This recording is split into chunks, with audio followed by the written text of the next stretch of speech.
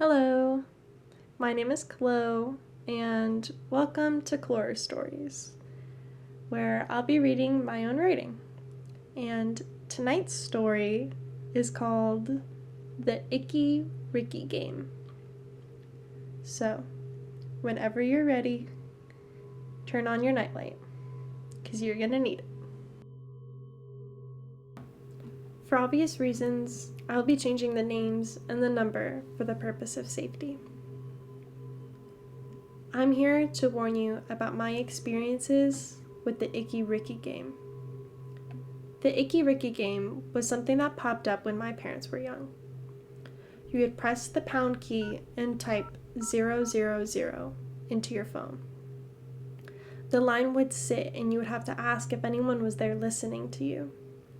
If you were lucky, your friends would scare you before you could hear anything, and you just hang up the line and go back to whatever typical sleepovers entailed. If you weren't so lucky, or if you played alone, then you'd start to hear breathing over the phone. Slow, but shallow, with a hint of sickness. It's unsure how or when the game started. It was just a local legend. Supposedly, a crazy naked man named Ricky, who was sickly pale, would show up and take your life. Around the time it got popular, people started disappearing. The cops had no leads, and it seemed they all just vanished.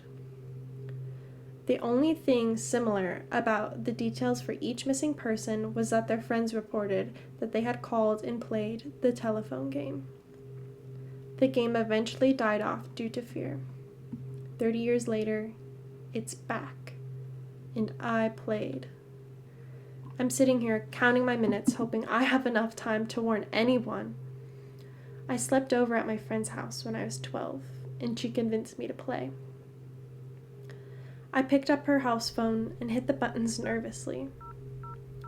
We had just watched a scary movie, which we weren't even supposed to do since we were up so late. She mentioned that when she was little, she'd ask her dad to tell her scary stories during their yearly lake visits, and he told her about the Icky game. She had forgotten about it, but we had just watched The Ring, and the thought hit her again. I dialed and put the phone up to my ear, listening to the empty line carefully. Nothing. "Ask if anyone's there.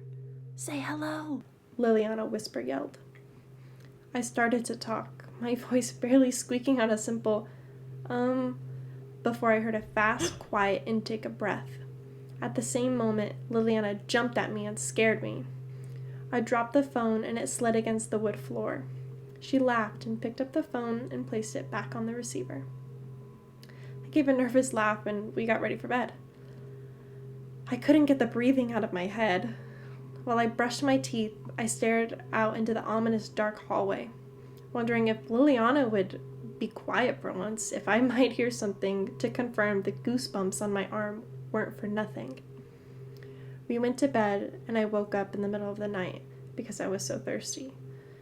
I got off the living room floor and started to walk groggily into the kitchen. It was dark with only minimal light. As I got into the hallway of the kitchen, I saw and heard the cabinet under the sink close. I stood still while my fight or flight reaction was paralyzed. I stared at the cabinet, wishing I had just dealt with the dehydration. Finally, my feet moved, and I reached down and opened the cabinet. Sitting all alone was Liliana's home phone. It was standing straight up, and I looked at where the receiver was, but there was already a phone there. I looked back down, and the phone was gone. I slowly closed the door and grabbed my water out of the fridge and made my way back into the living room. I drank my water cautiously, looking around. I laid my head down, but didn't get much sleep as I started to check every dark area to ensure the shadows remained still. I never experienced anything like that again. Up until now, I had thought maybe my imagination got the best of me.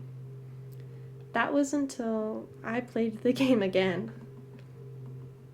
It's been many years, and I forgot about the game entirely. It was the death of Liliana that made me think of the game again.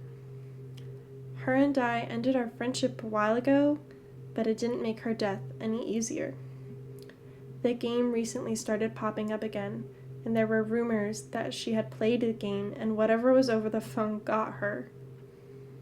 Her body was never found, but there was so much blood that there was no possible way any person could survive.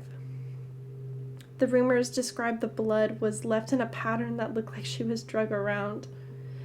In my grief, I started to hear the breathing again. I slept with my lights on. I got nervous with the shadows that covered the corners of rooms. I never truly felt alone. I felt like I was going crazy.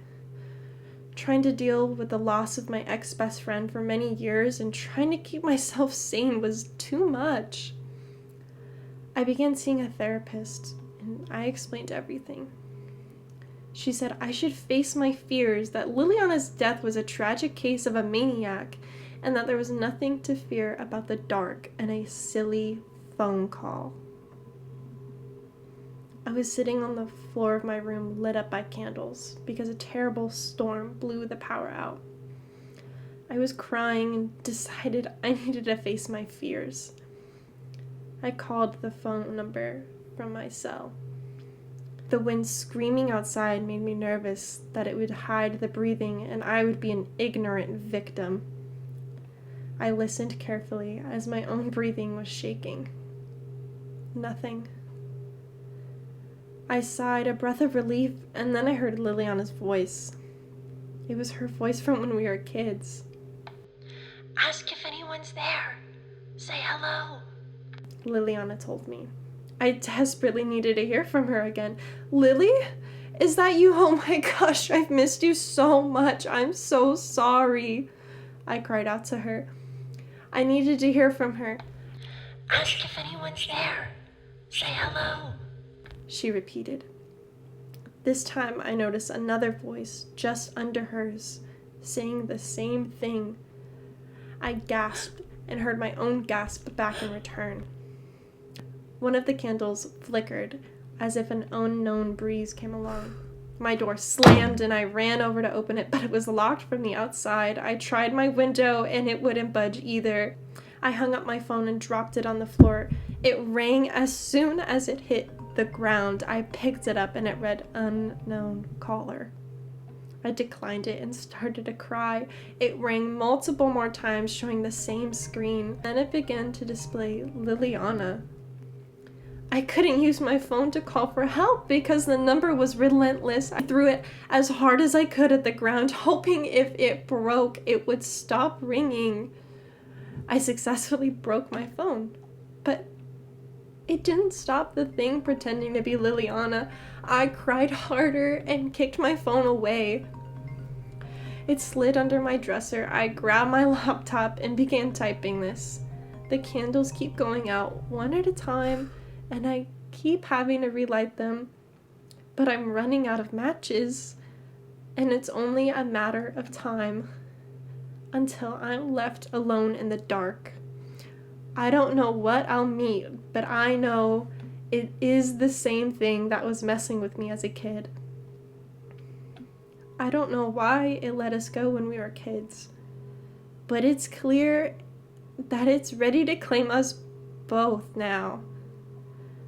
The dark corners of my room are growing larger and larger. Please take my word. Don't play the Icky Ricky game